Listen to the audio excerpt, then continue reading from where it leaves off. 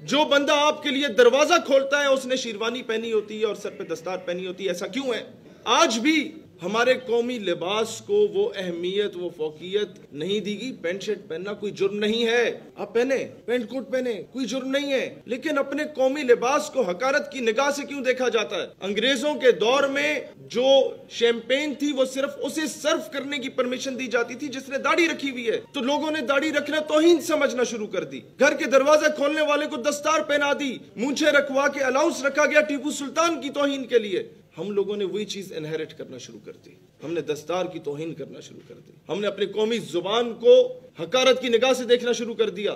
ہمارے او A levels کے جتنے سکولز ہیں وہاں پر کئی جگہوں پہ یہ لکھا ہوتا ہے باضابطہ طور پہ کہ اردو بولنے پر، جب میں 6ٹھی کلاس میں تھا تو 10 روپے ایک لفظ بولنے پہ فائن ہوتا تھا. تو ہم نے پھر وہ سکول چھوڑ کے واپس وہاں آئے جہاں کم از کم اردو کو احترام کی نظر سے دیکھا جاتا ہو. انگریزی سیکھنا چاہیے. ہم نے تو بلکہ مدارس پالیسی یہ بنائی کہ مدرسے میں ڈگری ہی اسے دی جائے جو فرانسیسی زبان، انگریزی زبان، فارسی زبان، رشین لینگویج میں سے کوئی ایک سیکھے تاکہ دنیا میں آپ کا نیریٹو پہنچے بھائی.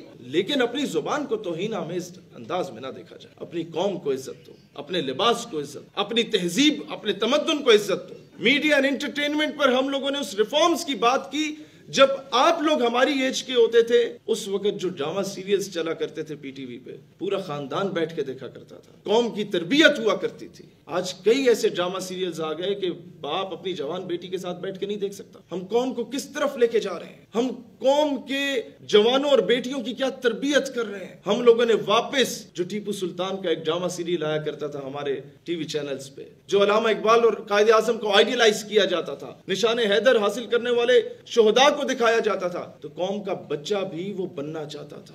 ہم لوگ وہ ریفارمز لے کے آئیں گے کہ حقیقی معنوں میں نور الدین زنگی جیسی شخصیات پر ہم لوگ ڈرامہ سیریلز لے کے آئیں گے تاکہ ہماری تہذیب، ثقافت، ہماری ہسٹری ہمارے بچوں کو پتا ہو.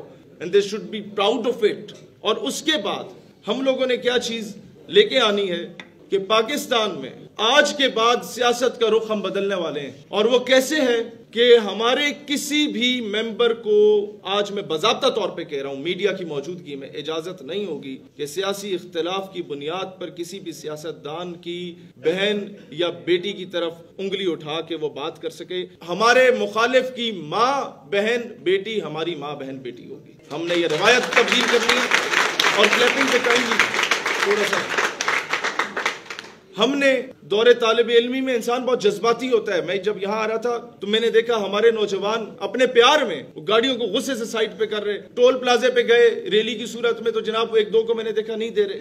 میں کہ نہیں، اگر آپ نے یہی حرکت کرنی ہے تو ہم میں اور باقی پولیٹیکل پارٹیز میں فرق کیا ہوگا بھائی؟ آپ نے نوجوانوں اس قوم کی تربیت کرنی ہے. آج کے بعد آپ ٹیکس دیں گے تو پاکستان اپنے مقام پہ اپنے قدموں پہ کھڑا ہوگا. یہ ریاست کو سرو کر رہے ہیں ہم لوگ اگر ہم لوگ ٹیکس دے رہے ہیں.